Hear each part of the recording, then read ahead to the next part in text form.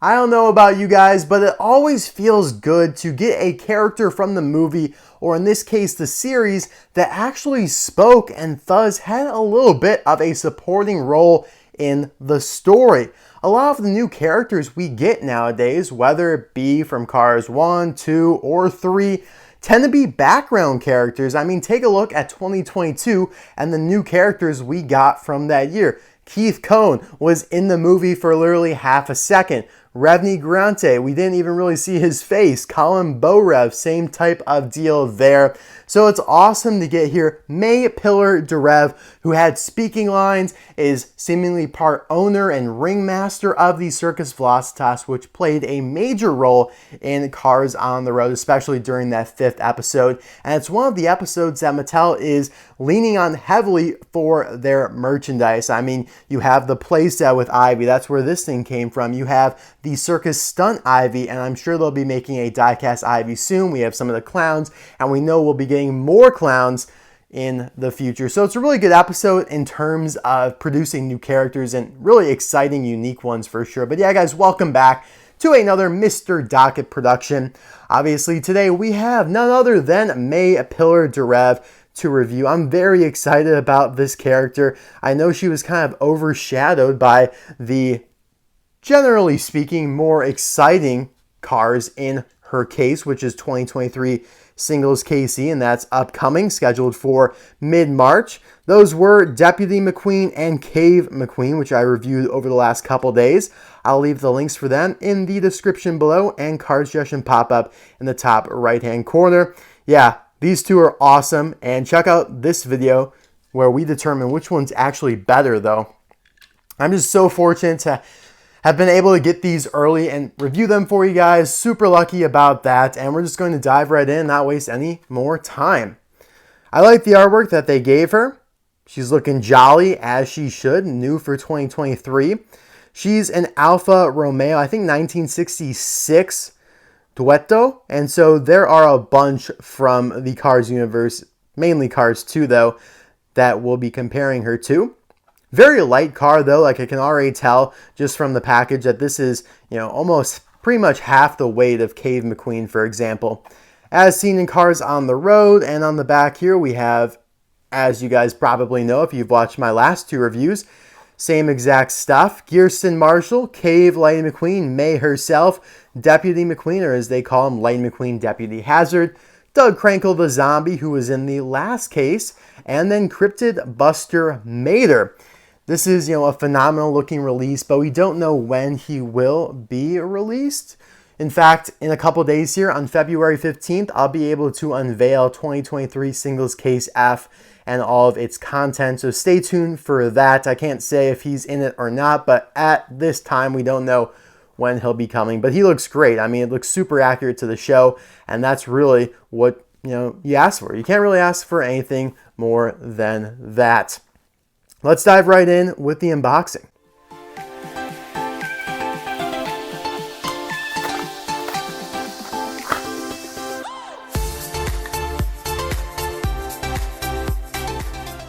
I have to say, she is tinier than I thought she'd be. I'm not entirely sure yet if she's smaller than the previous Alfa Romeo Duettos that we've gotten from Cars 2. We'll compare them in just a moment and find out just that. But there she is from Cars on the Road. Again, like I said, it's great that she has some speaking lines, and it actually really makes me want like some of those remaining cars throughout the movies that spoke and had like a quote-unquote role, yet Mattel hasn't made them yet. That would include the Blue Gremlin with the headset from London. You got, of course, a huge one in the Thunder Hollow announcer. It's absolutely mind-boggling to me that they haven't done that one yet.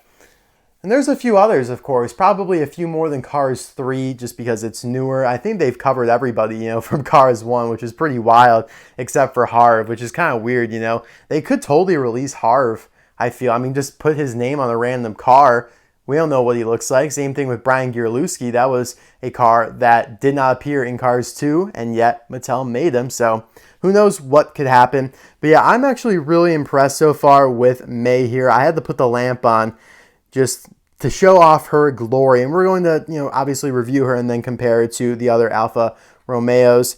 She's got a pretty good expression, pretty large eyes there. They're kind of violet colored. Nice expression there. Mouth is wide open just like it is on the card. I do wish she was looking off to the side like on the card art, because this just looks a tinge robotic. Like it's a very kind of stagnant expression, but it still looks good. I like how the headlights are carved in there. And the best part about Mae is just this incredibly intricate design. And we talked about this with Kay Pillar-Durev, a car I wasn't really looking forward to. Obviously this is Kay here, and yet I came to really like her.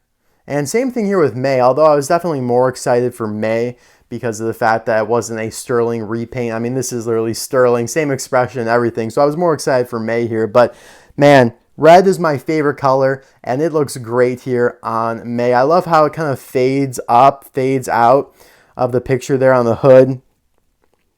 Man, it looks so good. I like the wheels there. You can see here on the base, S01A. It's mind-boggling to me. I know we talked about this yesterday, but Deputy McQueen, who's in this case here, is R46. That's 7 weeks before Mae and Cave McQueen were made. That is probably a record for cars that debuted in the same case in terms of when they were produced. That's just mind-boggling to me. I wonder what happened there if Deputy McQueen was maybe scheduled for a sooner case. Got the two black bars there on the roof. Not really sure what those are. Not really a huge fan of them, but that's how she looks in the Showtime episode too. She's got the little gas cap right there that is engraved. That's not just a decal. License plate is TO2-30W.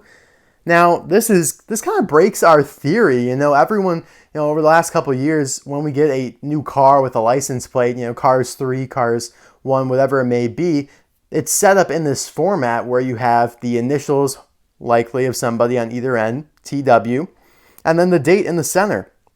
In this case, February 30th. Small problem with that, though. February 30th doesn't exist. Like, that's not a day. Even if you have a leap year, it only goes to February 29. So that kind of busts our theory a little bit as to what these license plates represent.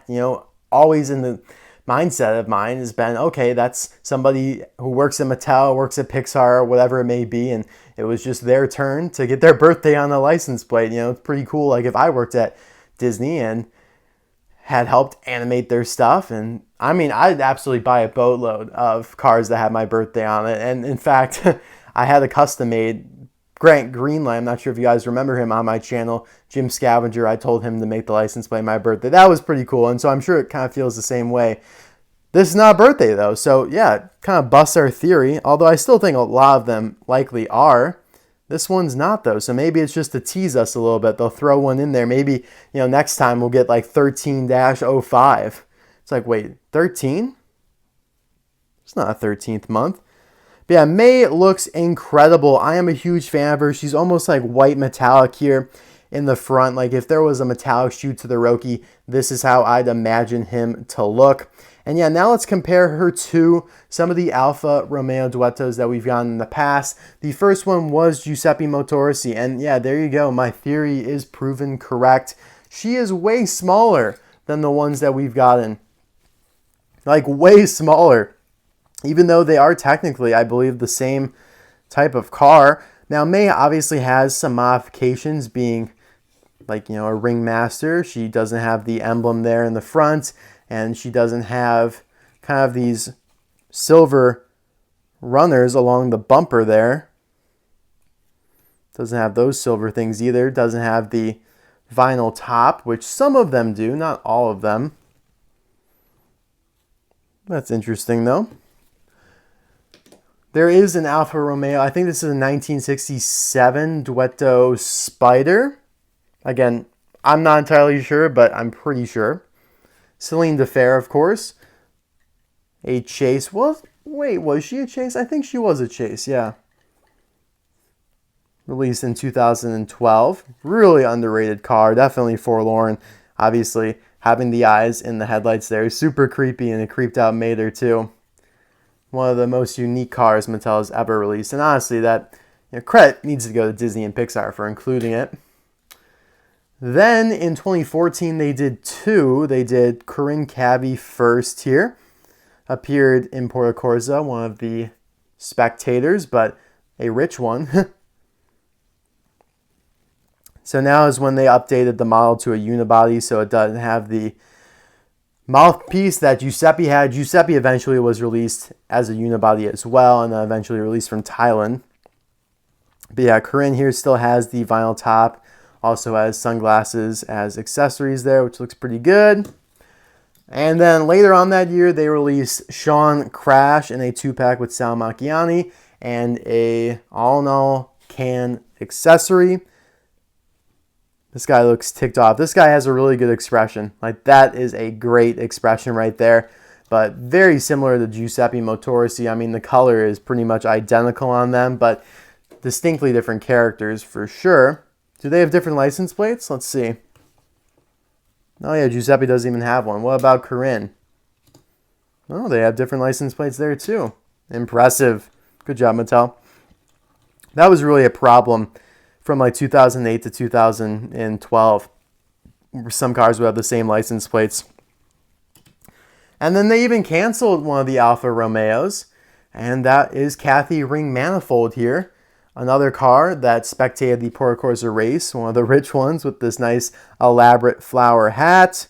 Beautiful car, super unique, and yeah, of course they canceled it because it was in the wake. Well, not really the wake, but Cars 3 was imminent and they just didn't have time. They had to prioritize Cars 3, not these lingering releases from Cars 2 and Cars 1.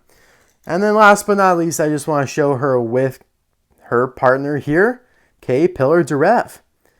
Both of them have similar decals, in the black zebra type thing going on, but Kay has the purple flare to her, whereas Mae has way more red on her, which looks phenomenal.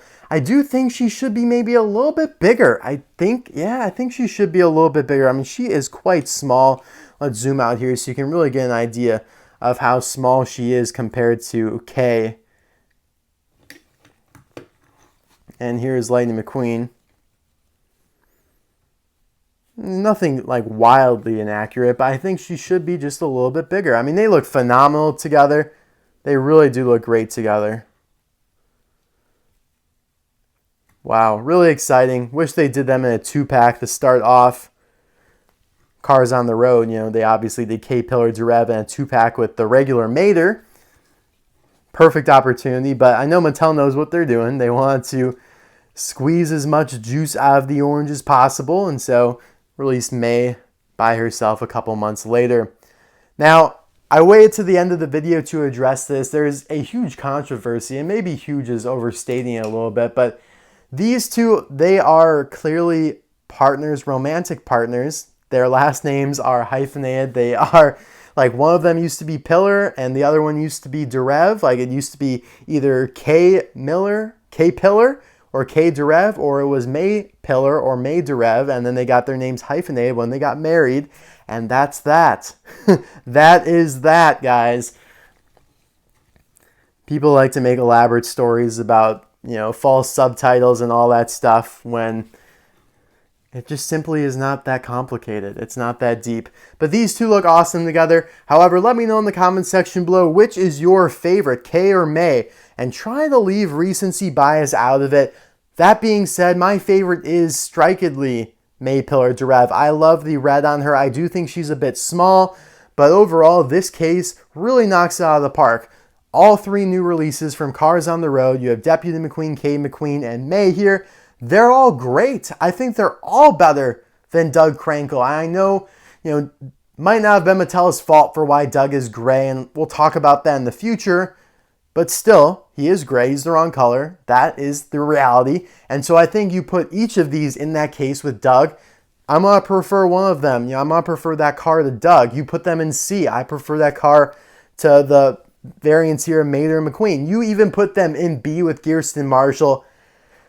Yeah, I think I prefer Mae to Gearston Marshall, and it's not even close that I prefer the McQueens to Gearston Marshall. So this case is tenfold better than any of the ones we've gotten so far. Really exciting, guys, and I hope you enjoyed the last 3 days of reviews. I certainly did. It's been a blast, and it's only going to get more exciting from here on out. As I've talked about, the next case F, is going to have some really good stuff. So on the 15th, which is in a couple days here, I think that's going to be Friday, is when I'll be able to reveal the contents. And I can't say anything yet, but the case is incredible.